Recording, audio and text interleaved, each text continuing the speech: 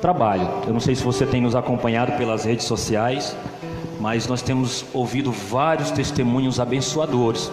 E hoje nós tivemos a Escola Bíblica Dominical também, foi muito bacana, e nós temos abençoado muitas pessoas através deste trabalho. Eu quero convidar você a abrir a sua Bíblia mais uma vez, senão a gente tem uma projeção também. Abrir a sua Bíblia para nós meditarmos nesta noite algo muito importante e algo que eu tenho certeza que Deus vai falar ao teu coração. A palavra do Senhor, ela é uma palavra fiel e como instrumento de correção para as nossas vidas. É onde Deus se utiliza da sua palavra para muitas vezes rasgar o nosso coração e nos alimentar pela sua palavra. Eu quero ler com você novamente o texto que está lá em Gálatas, capítulo 5, do 16 ao 26. Diz assim a palavra do Senhor. É uma orientação do apóstolo Paulo. Para que você entenda o contexto desta palavra, é preciso que você tenha em mente o seguinte: as igrejas que estavam em Gálatas, na Galácia chamada, elas receberam esta carta do apóstolo Paulo por um motivo. Eles estavam abandonando a graça que há em Cristo Jesus e se voltando para um aspecto cerimonial, apenas um rito, uma religiosidade exteriorizada, onde não havia atenção à graça salvadora em Cristo Jesus, mas apenas a observância de certos rituais, como se esses rituais pudessem mudar o coração do homem.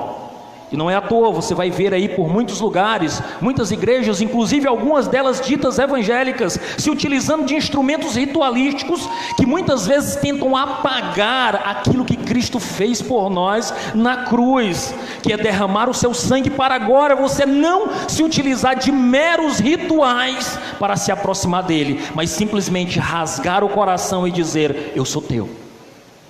Era nesse contexto que Paulo escreve aos Gálatas, e ele diz o seguinte: digo porém, olha a orientação, andai no Espírito, e não cumprireis a concupiscência da carne. O apóstolo Paulo coloca de imediato o seguinte: que é possível andar no Espírito, e que é possível também para o ser humano satisfazer apenas a carne. A carne aqui não é o seu corpo físico, mas a sua natureza vendida e inclinada ao pecado. O que Paulo estava dizendo era: se você e eu andarmos no Espírito, nós não seremos vendidos aos nossos próprios desejos, mas agora o Espírito em nós mudará as nossas vontades. Olha que coisa maravilhosa, olha que verdade preciosa. E Paulo continua: porque a carne, ela cobiça contra o Espírito, e ele prossegue, e o Espírito contra a carne, e estes opõem-se um ao outro, para que não façais o que quereis. Mas se sois guiados pelo Espírito, não estáis debaixo da lei, porque as obras da carne são manifestas, as quais são adultério, fornicação, impureza, lascívia, idolatria, feitiçaria, inimizades, porfias, emulações, iras, pelejas, dissensões, heresias, inveja, homicídio, bebedices, glutonaria e coisas semelhantes a esta, acerca das quais vos declaro, como já antes vos disse, que os que cometem tais coisas não herdarão o reino de Deus. O apóstolo Paulo é enfático, e ele dá uma lista de pecados, alguns pecados em níveis. Eu vou discutir com você. Nós vemos pelo menos 4 níveis de pecado, tipos de pecado que estão presentes no dia a dia do ser humano, que a carne deseja, que a carne, a nossa natureza vendida e inclinada, almeja por fazê-lo. Mas o apóstolo Paulo diz que aqueles que andam no Espírito não são vendidos a esta natureza. Mas agora Paulo vai e continua: mas o fruto do Espírito ele está dizendo, se você tem o Espírito de Deus na tua vida, você não vai praticar isso, mas vai praticar, vai viver. Como? Paulo explica: amor. Aqui a minha tradução diz gozo, outras traduções diz alegria, paz, longanimidade, benignidade, bondade, fé, mansidão, temperança. Outras traduções diz domínio próprio. Até para você e eu termos domínio próprio, nós precisamos do Espírito Santo nas nossas vidas. Paulo continua: contra estas coisas não há lei, E os que são de Cristo crucificaram a carne com as suas paixões e concupiscências. Se vivemos em espírito, andemos também em espírito. Não sejamos cobiçosos de vanglória, irritando-nos uns aos outros, invejando uns aos outros. Essa é a palavra do Senhor. É a palavra que Deus tem para tratar os nossos corações. Na noite de hoje eu vou fazer só uma introdução aos frutos do Espírito. Nós queremos pregar no culto da família pelo menos algumas mensagens sobre esse tema. Queremos dedicar um culto apenas para falarmos sobre o amor, um só sobre alegria, outro só sobre paz, e assim por diante nós faremos nos cultos da família. Eu já te desafio a não faltar essa série de mensagens, mas caso você não tenha condições de vir, saiba que elas estão disponíveis nas nossas páginas, nas nossas mídias sociais. Como já lhes disse, Paulo escreve à igreja da Galácia, as igrejas da Galácia. Se você voltar no capítulo 1 de Paulo, Paulo diz as igrejas que estão na Galácia. Então tinha pelo menos 2 igrejas ali naquela região da Galácia. E Paulo coloca isso para explicar àquele povo que nós não somos salvos mediante os nossos próprios esforços, mas nós somos salvos mediante o esforço de Cristo Jesus, que agora, ao se render naquela cruz do Calvário, nos deu condições de sermos salvos e alcançados por Ele. Paulo vai dizer que existiu naquela igreja, e ele fala isso no capítulo 1, alguns perturbadores. Ele usa essa expressão, perturbadores, e agentes que queriam perverter o evangelho de Cristo, tornar a porta mais estreita do que ela realmente é. Paulo começa a carta aos Gálatas dizendo que se forem apresentado um outro evangelho fora o que ele tem pregado, para que ninguém creia, porque existiam pessoas entendidas que estavam levando para o seio daquela igreja um evangelho que não era o de Cristo, querendo impor àquela igreja apenas ritual. Tem que se ajoelhar tanto, tem que caminhar de joelhos, tem que fazer tantos sinais, porque só assim você vai atrair Deus. Paulo diz, não é assim. Deixai-vos ser dominados pelo Espírito, porque umas vezes, sendo dominados pelo Espírito de Deus, vocês terão o coração de vocês moldado. Não é trajes interior, é coração, é caráter, é vida com Deus. Paulo estava dizendo para aquela igreja, vocês entenderam errado. Deixa eu explicar a essência do evangelho, irmãos. Um evangelho que não aponte para a obra salvífica de Cristo. Ele é um evangelho deficiente, e ele não é o evangelho do nosso Senhor. Ainda hoje nós temos igrejas assim, que tentam apenas levar o povo a esse ritual. Mas Paulo, em capítulo 5, versículo 1, ele diz, para a liberdade Cristo vos libertou. Olha que coisa redundante, mas maravilhosa ao mesmo tempo. Ele diz, não foi para estar preso a amarras ritualísticas, mas foi para viver a graça de Cristo Jesus, que Ele morreu por vocês. Louvado seja o nome de Jesus. Paulo pega e diz, digo porém, andai no Espírito e não cumprireis a concupiscência da carne. É interessante, irmãos, quando a gente fala sobre espírito, espiritual.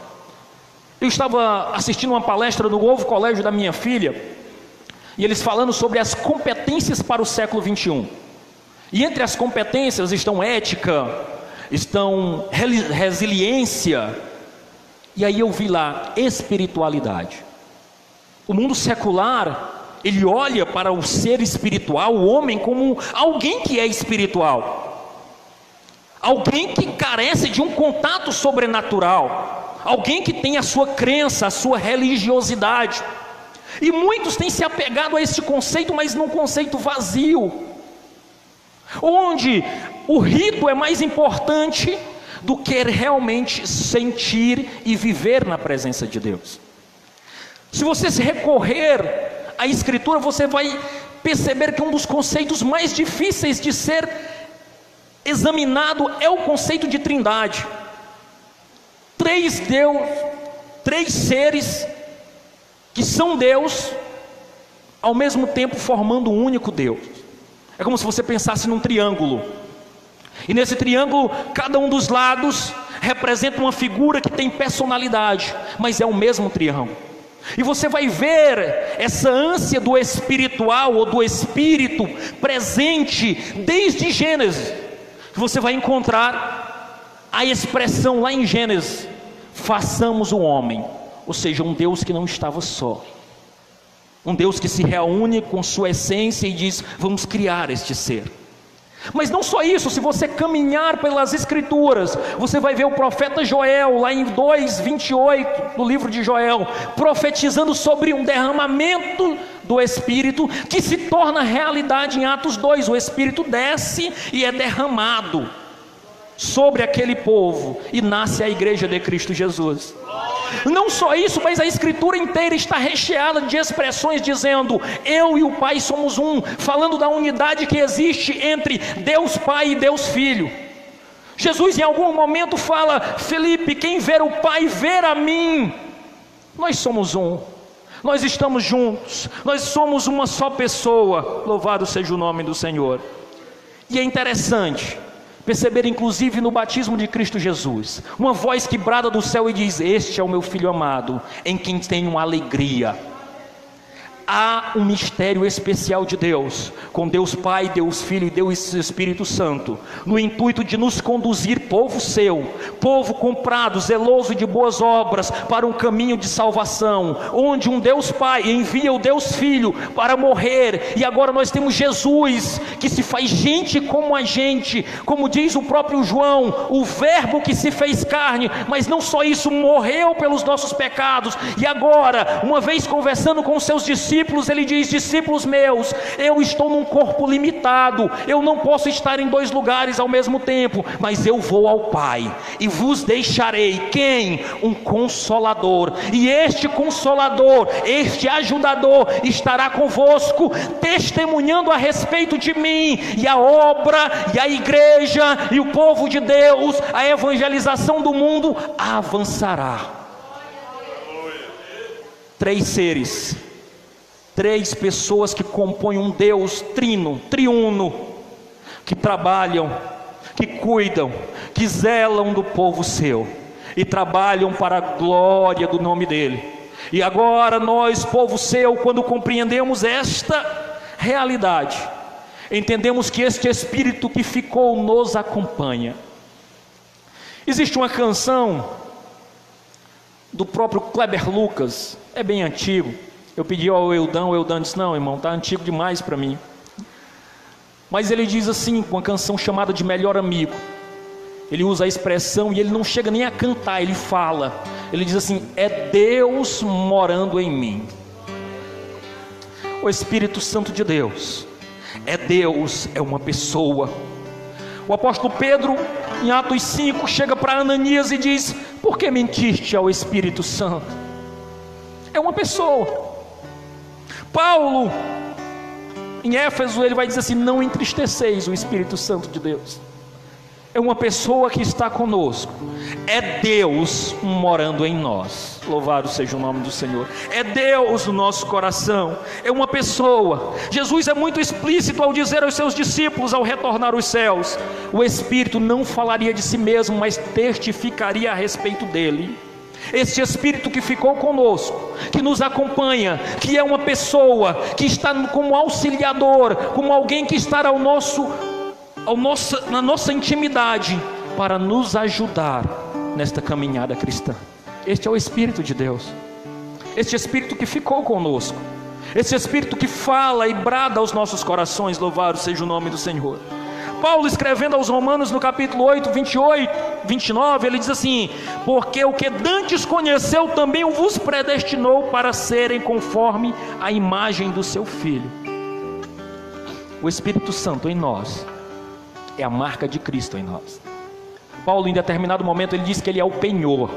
Quem já teve talvez a triste experiência de ter que penhorar algo, é uma garantia. É como se você pegasse um relógio, apresentasse a algum banco e dissesse: me empresta um dinheiro, eu deixo isso aqui como garantia que eu vou te pagar. O apóstolo Paulo diz que Deus agora deixa o seu Espírito em nós como garantia de que nós não somos daqui, mas que em breve nós seremos tomados para viver com Ele aonde Ele está. O seu Espírito em nós é uma garantia de que nós somos dele e de que nós temos um dono, nós temos a marca de Cristo em nós, louvado seja o nome do Senhor. O plano de Deus é que nós tenhamos esta marca. o caráter de Cristo, que sejamos a imagem do seu Filho. O Espírito Santo em nós, ele molda o nosso caráter e nos faz parecido com o nosso Senhor Jesus Cristo. Agora nós já não andamos como nós gostaríamos, inclinados ao pecado, vendidos, mas uma vez que o Espírito de Deus está em nossos corações, nós somos animados a viver como Ele viveu. Fruto do Espírito. O apóstolo Paulo vai dizer que este é o resultado prático, que vai além do que acontece no ajuntamento. É algo que muda e é evidenciado nas nossas relações, quando ninguém não está nos vendo. Ser cristão, ouvindo o irmão Eldan, bem afinado, tocando músicas que mexem com o nosso coração, que nos fazem dizer lindo és, é uma maravilha. Mas muitas vezes o nosso desafio como cristão está quando nós não estamos no ajuntamento da igreja, mas estamos sozinhos no nosso ambiente de trabalho, estamos sozinhos com os nossos cônjuges e nossa família, que muitas vezes revela aquilo que há de pior em nós. Nós destratamos, nós machucamos, nós ferimos, e muitas vezes nos esquecemos até que carregamos um título cristão. Eu quero te falar de um evangelho mais latente, que vai além da reunião, mas que ele molda, muda o teu ambiente aonde você está. É desse Espírito em nós e a necessidade de Cristo em nós, que aonde nós estamos com os nossos funcionários, com a nossa vida em universidade, nós somos luz. Louvado seja o nome do Senhor. João, ele vai falar sobre um fruto de arrependimento. Mateus 3,8 diz assim: produzi, pois, frutos dignos de arrependimento. Num contexto de imoralidade sexual, num contexto de abandono da igreja pelas práticas de se voltar para Deus, num contexto onde não havia uma igreja estabelecida, mas pessoas que faziam os seus rituais como bem entendiam, surge um homem chamado João Batista. Esse homem não vem dos palácios, ele não vem de um grande templo, ele não vem de uma ordem sacerdotal estabelecida, ele não vem de uma seita farisaica ou qualquer outra, ele não é um judaizante, ele é apenas uma voz que clama no deserto. É desses homens que Deus se apodera para apresentar as verdades eternas, e diz a pregação dele: arrependei-vos e produzi frutos dignos de arrependimento. Porque o Espírito Santo em nós vai evidenciar externamente que nós temos um dono. A proposta de João Batista era que aquele povo que vivia um cristianismo que transbordava em obras da carne, e não é muito diferente dos dias atuais, onde muitos passam a semana mentindo, roubando, maltratando, traindo, adulterando, ludibriando, praticando todas as obras da carne, e aí num belo domingo adentram a um templo, a uma tenda, a uma catedral, e fazem sinais, gestos de arrependimento, mas o coração totalmente vendido às obras da carne. João surge nesse cenário e diz: não é desta maneira que se serve a Cristo, não é dessa maneira que se é crente. Pelo contrário, produzir frutos dignos de arrependimento, produzir frutos de mudança, produzir frutos que sejam caracterizados como que em vocês habitem o Espírito Santo de Deus. Ah, meu Deus, é assim que a sociedade tem vivido com a religião. Eu pratico tudo aquilo que tenho vontade, e a um final de semana eu vou ouvir um conforto, uma palavra que muitas vezes amacia o meu ego e não me confronta. Mas eu quero lhe dizer, C.S. Lewis diz que se você procura uma religião que você não será confrontado, definitivamente ele não recomenda o cristianismo. É mais ou menos assim: se você quer uma religião para você viver do seu próprio jeito, definitivamente não é o cristianismo. Mas se você voltar-se para Cristo, deixar que o seu Espírito adentre ao teu coração, eu quero te dizer que você será totalmente mudado. A sua natureza vendida ao pecado dará lugar a um espírito vibrante, que agora controla a tua vontade e te inclina para as coisas espirituais. Louvado seja o nome do Senhor. É nesse cenário que João denuncia o pecado que aquela sociedade estava vivendo. E ele recorre, e podemos recorrer nesta noite inclusive, que não há nada escondido para o nosso Deus. Vestir-se de uma capa de religiosidade, vestir-se de que é espiritual. Você pode até enganar o irmão do lado, até o pastor, mas Hebreus 4:13 diz: todas as coisas estão patentes e nuas aos olhos daquele com quem haveremos de prestar conta. O Deus soberano, trino poderoso, Ele vê todas as coisas e nos visita na nossa intimidade. O seu Espírito nos ajuda a vencer as obras da carne, desde que estejamos dispostos a produzir frutos de arrependimento. Louvado seja o nome do Senhor. Eu tenho certeza que quem assistiu já uma paixão de Cristo, alguém que já assistiu aquele cenário ao ver Cristo sendo chicoteado, sentiu um rancor daqueles judeus. Diz: como é que esse povo que se diz crente faz isso com Cristo? Se eu tivesse lá eu não faria um negócio desse. Deixa eu te dizer, Cristo não foi para a cruz por causa dos judeus, Ele foi para a cruz por causa dos meus e dos teus pecados.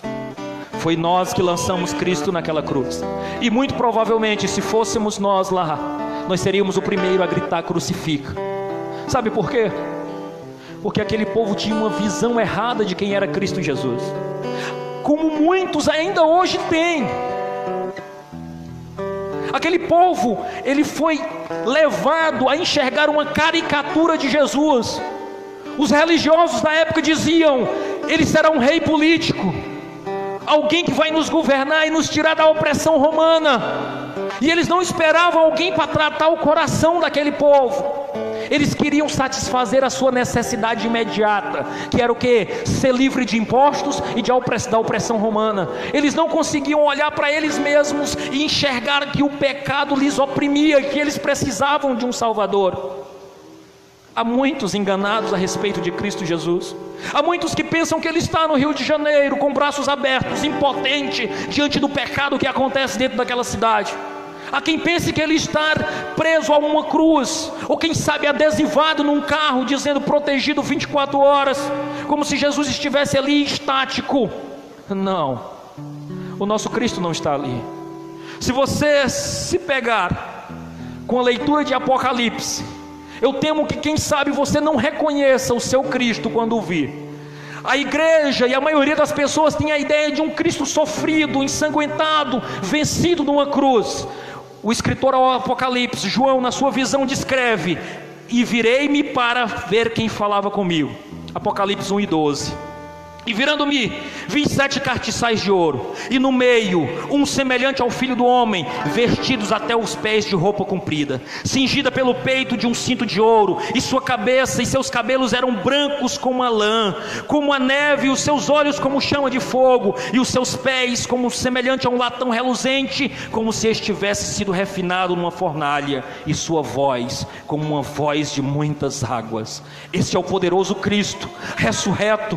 É este que nós vamos nos encontrar. Eu temo que a igreja não tenha a percepção de saber quem é este Cristo. Eu temo que talvez ao vê-lo nem o reconheça. Mas eu quero te dizer, o nosso poderoso Senhor está vivo, vibrante, à destra de Deus, e diz que quando nos encontrarmos, Ele estará escrito na sua coxa: Rei dos reis, Senhor dos senhores, vivo, para buscar uma igreja vibrante que ama a sua palavra. Não um Cristo vencido, não um Cristo derrotado. Aqueles judeus tinham uma caricatura do Senhor, por isso foram enganados, olhando para as suas próprias necessidades. Aqui nós estamos diante de um Cristo vivo. Louvado seja o nome do Senhor. Este Cristo vivo que nos sustenta, que nos alimenta, que nos dá graça e que nos enviou o seu Espírito. Ah, Deus, para nos confortar e nos alimentar. João diz àquele povo: produzam frutos que mostrem o interior de vocês transformado. Jesus vai dizer uma das frases mais tristes para aquele povo de Israel. Talvez o versículo mais triste das Escrituras seja Mateus 21:43, onde ele diz assim: portanto eu vos digo, que o reino de Deus vos será tirado, e será dado a uma nação que dê os seus frutos. Jesus olha para a nação de Israel e diz: basta, vocês têm vivido do seu próprio jeito, eu vou tirar o reino de vocês, e vou dar a alguém que produz frutos. Jesus diz à igreja: não me escolhestes a vós a mim, mas eu escolhi a vós. Vos nomeei para que vade e dê fruto, e o vosso fruto permaneça. João 15:16. Aqui Jesus estava dizendo: eu escolhi um povo. Eu escolhi um povo, mas eu não escolhi um povo qualquer, um povo para viver à sua maneira. Eu escolhi um povo para viver de acordo com os planos que eu tenho para eles. Jesus nos confronta ainda com a ação do seu Espírito.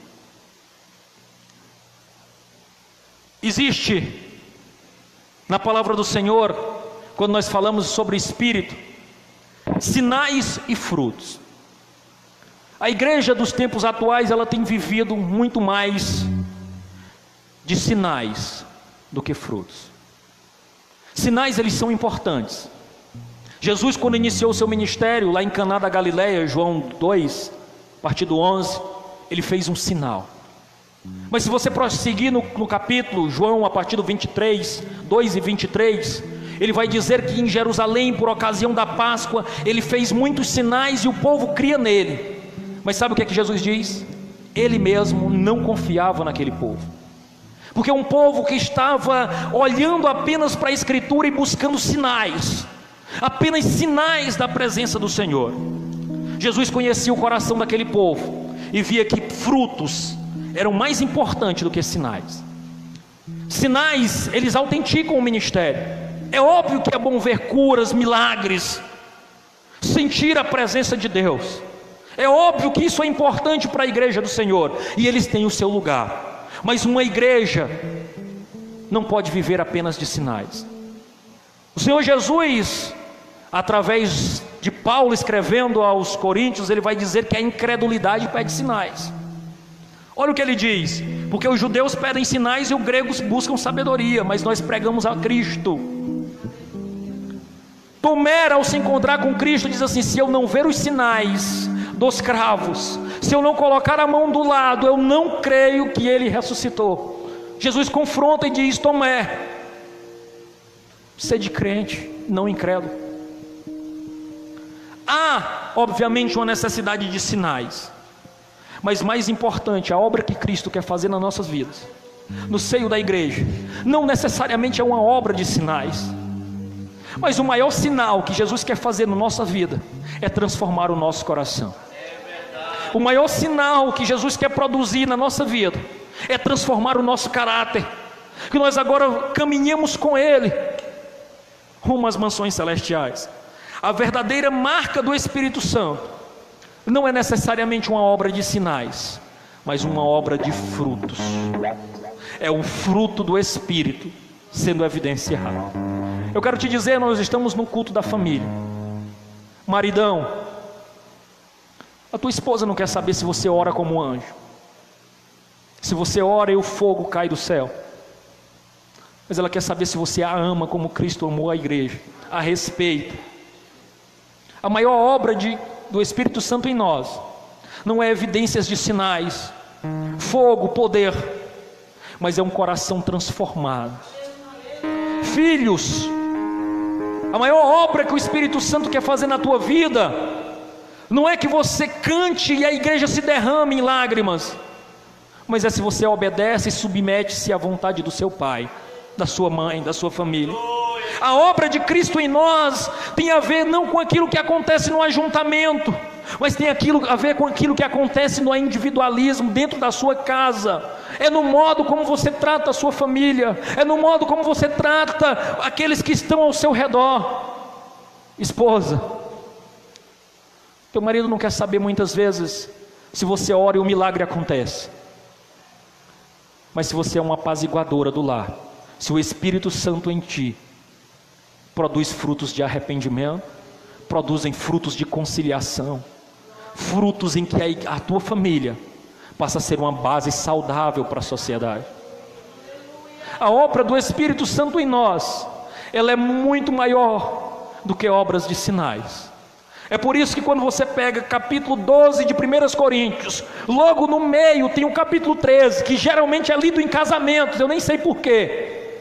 Mas quando Paulo estava falando sobre o capítulo 13, ele estava dizendo assim: ainda que eu falasse a língua dos anjos e dos homens, se eu não evidenciar frutos do Espírito Santo, ou seja, se eu não tiver amor, nada seria, nada me adiantaria. Não adianta sacrifícios, não adianta você falar os mais belos mistérios, se não brotar em teu coração frutos de um Espírito que evidencia-se no modo como você trata o outro. É disso que o Espírito Santo quer tratar, família de Deus, nos levar a repensar as nossas atitudes cristãs, frutificando para arrependimento. Você e eu, que somos iracundos, que somos irados, a pedra mais dura a ser quebrada é a pedra do nosso coração, que muitas vezes queremos ter razão em tudo, e não somos longânimos, por exemplo, que traduzindo quer dizer tardios em irar-se. Mas muitos até se orgulham, dizem: eu sou assim mesmo, e não mudo. Você não é assim, o pecado te fez assim. Mas se você se voltar para Deus, você deixará de produzir as obras da carne e produzirá o fruto do Espírito. A obra que Deus quer fazer em nós é transformar, é a pedra mais dura a ser quebrada, o nosso próprio eu, o nosso próprio coração. O Espírito da verdade, Ele quer transformar as nossas vidas, que nós passamos a ser longânimos, manso. Como, irmão? Entregando os nossos direitos a Deus, dizendo: Deus, toma os meus direitos. Eu poderia ir lá e reclamar, eu tenho razão, mas eu vou entregar na tua mão e dizer: Deus, cuida disso, faz-me manso como o Senhor, faz-me ter domínio próprio, onde eu não seja vendido às meus próprios sentimentos, mas eu seja controlado pelo teu Espírito. Louvado seja o nome do Senhor. Paulo fala aqui, eu já estou encaminhando para encerrar, das obras da carne. Gálatas 5 vai contrapor as obras da carne ao fruto do Espírito. Ele vai falar sobre pecados, por exemplo, pecados sexuais num primeiro nível. Ele vai falar de adultério, fornicação, impureza e lascívia. Se você observar a sociedade ao seu redor, se você assistir um filme que passe nos mais variados canais, você vai ver uma triste insistência da sociedade em tratar um tema de sexualidade, de adultério, de pornografia nos níveis mais elevados. Sabe por quê? Porque as pessoas estão vendidas aos seus desejos carnais, estão vendidas à sua própria natureza. Paulo ainda fala sobre pecados religiosos, idolatria e feitiçaria. Pessoas voltadas apenas a idolatrar coisas, em vez de adorar um Deus santo, poderoso e único, acreditando apenas nos rituais e não numa fé vibrante de um Deus vivo. Também tem pecados sociais, porfias, emulações, iras, pelejas. Ele estava falando sobre relações entre eu e o próximo, facções, dissensões, brigas dentro da família, dentro da igreja, pessoas olhando para o seu próprio eu, porque toda vez que eu olho para a minha própria vontade, para os meus próprios direitos, eu esmago alguém. E ainda, pecados pessoais, pessoas caminhando com a bebedice, com a glutonaria e coisas semelhantes a estas. 4 níveis Paulo explica aqui. Nós vamos entrar nesses assuntos no decorrer dos cultos da família. Nós vamos contrapor isso. Mas agora Paulo é enfático em dizer que aonde há obra da carne, se o Espírito Santo se fizer presente, se o Espírito de Deus se fizer presente, essas coisas elas são absorvidas, elas são reduzidas, elas são eliminadas daquele que caminha com Jesus. Paulo é enfático em dizer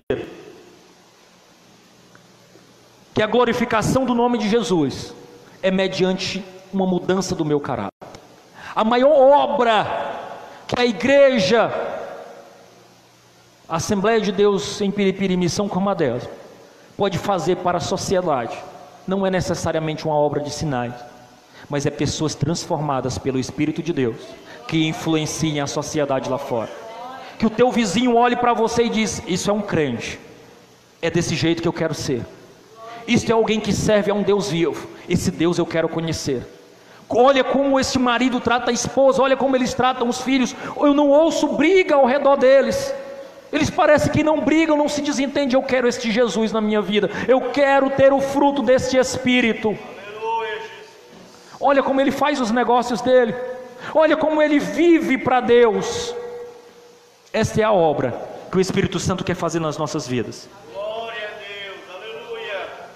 Existe uma analogia que diz que havia dois cães brigando, e o dono dos dois cães botavam eles para brigar, e naquele que o dono apostava, saía vitorioso. Alguém ficou intrigado. Quando ele apostava no branco, o branco vencia. Quando ele apostava no preto, o preto vencia. Eram os mesmos cães. Ele disse: como é que pode?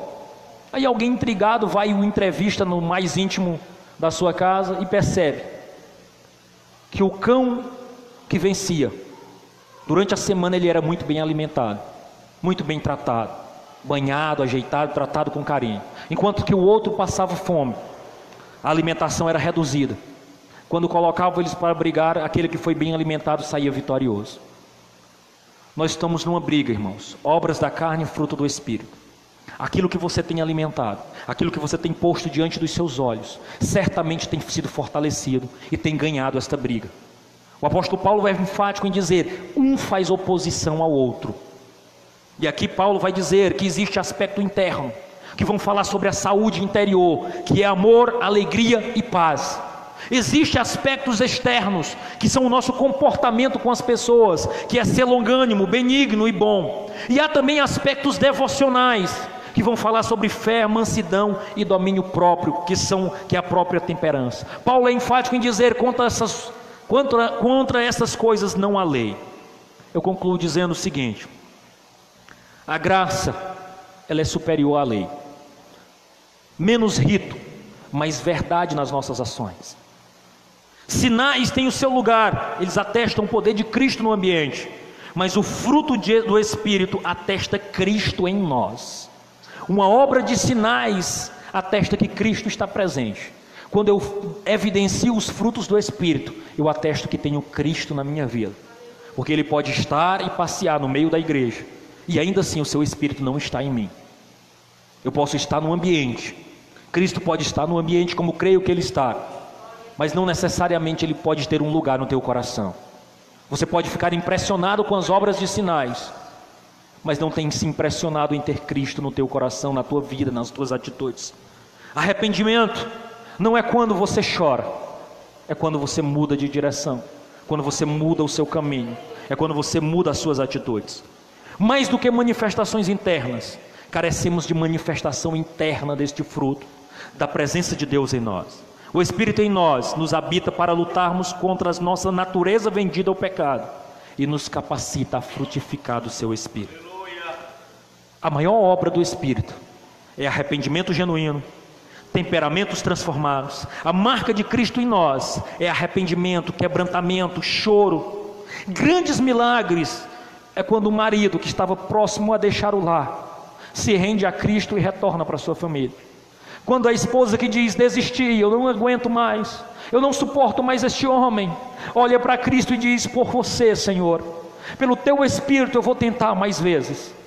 É quando o pai olha para o filho e diz: eu desisto, eu não consigo convencê-lo, mas agora o Espírito fortalece este coração e as suas forças espirituais e diz: continua tentando, eu vou mudar o coração dele. É quando o filho que estava rebelde, vivendo de forma pecaminosa, agora se rende a Cristo e diz: eu vou deixar os meus pecados e vou voltar a ter com o meu pai. A maior obra de arrependimento é quando alguém que está desgarrado no mundo agora sente o desejo e sabe que na igreja vai ser acolhido para agora viver em família como um corpo. A maior obra de Cristo em nós é vidas transformadas para a glória de nosso Cristo. Esta é a obra de Cristo em nós. Esta é a obra que o Espírito Santo quer fazer em ti e em mim. Mais do que obras de sinais, é uma obra em que nós estejamos vivos, evidenciando o fruto do Espírito Santo de Deus nas nossas vidas. Por bondade, curve a sua cabeça. Deus, nos leva a nos arrepender, Senhor. Mais do que lágrimas, Senhor Deus, nós precisamos sentir a Tua presença nos perdoando, tratando os nossos pecados, tratando as nossas falhas. Meu Deus, retira do nosso coração a ira, Senhor, a malícia, a maldade. Meu Deus, nos faz seres menos iracundos. Senhor Deus, que nós possamos entregar a Ti os nossos direitos, nos dá mansidão, Senhor, nos dá domínio próprio, Senhor Deus, que nós não sejamos vendidos à nossa própria natureza pecaminosa, mas nós caminhamos contigo. Meu Deus, restaura o nosso lar, restaura, Senhor Deus, o diálogo entre as famílias, restaura o diálogo entre esposa e esposo, restaura o diálogo entre pais e filhos. Meu Deus, restaura o diálogo, Senhor Deus, entre a família, entre irmãos. Meu Deus, restaura casamentos, Senhor, restaura famílias que têm deixado o pecado entrar em suas vidas e têm destroçado os lares, mas há solução, há remédio, se esses corações abrirem para Ti. Ó Espírito da verdade, nos confronta, nos quebranta, nos ajuda a caminharmos contigo, Senhor. Meu Deus, evidencia os Teus sinais no nosso meio.